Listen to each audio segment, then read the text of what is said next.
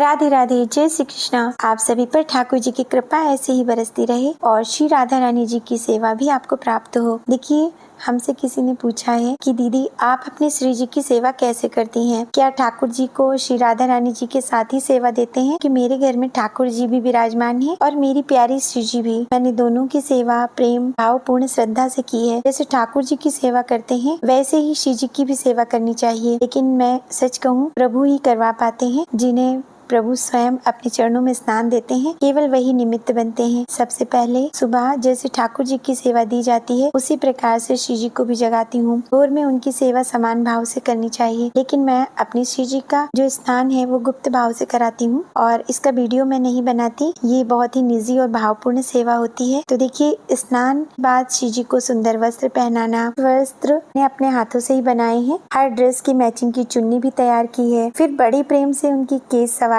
हूँ। केसों को सवारते समय राधे राधे कृष्णा कृष्णा नाम स्मरण करती हूँ। इसके बाद उन्हें सुंदर सुंदर आभूषण पहनाती हूँ। अपनी श्री जी के लिए कुछ न कुछ मैं अक्सर लेकर आती रहती हूँ। मेरे पास मेरी श्री जी के लिए बहुत सारे आभूषण हैं। को वस्त्र मौसम के अनुसार ही धारण कराने चाहिए। इसके बाद केस बनाकर वस्त्र आभूषण धारण कराने के बाद चुन्नी उड़ानी चाहिए और उसके बाद मैं अपनी श्री जी को काजल अवश्य लगाती हूँ। काजल लगाने से मेरी श्री जी को नजर नहीं लगती। और सखी, श्री राधा रानी जी करुणा प्रेम भक्ति की मूर्ति हैं। उन्हें आप यदि सेवा देना चाहें तो शुक्रवार, अक्षय तृतीया, राधा अष्टमी, बसंत पंचमी या किसी शुभ मुहूर्त पर श्रद्धा प्रेम भाव से अपने घर में लाकर विराजित कर सकती हैं। और देखिए, सबसे महत्वपूर्ण बात दिन नहीं बल्कि आपका भाव है। जिस दिन आपका भाव बन जाए और जिस दिन सच में श्री जी की कृपा हो जाएगी उस दिन वो आपके घर आ ही जाएंगी। श्री जी की सेवा में बस स्वच्छता का, सात्विकता का और प्रेम के वातावरण का बहुत ध्यान रखना चाहिए। कभी भी सेवा के समय कटु वचन, किसी भी तरह का मन में क्लेश लेकर नहीं करना चाहिए और सात्विक रहना चाहिए। तामसिक भोजन तो बिल्कुल भी नहीं करना चाहिए। सखी, उनको तैयार कर लेते हैं तो उनकी बलाएं लेते हैं, नजर उतारते हैं और उनको दर्पण सेवा देते हैं। दर्पण सेवा हमारी श्री जी को बहुत अच्छी लगती है। प्रतिदिन छोटी छोटी भावपूर्ण सेवा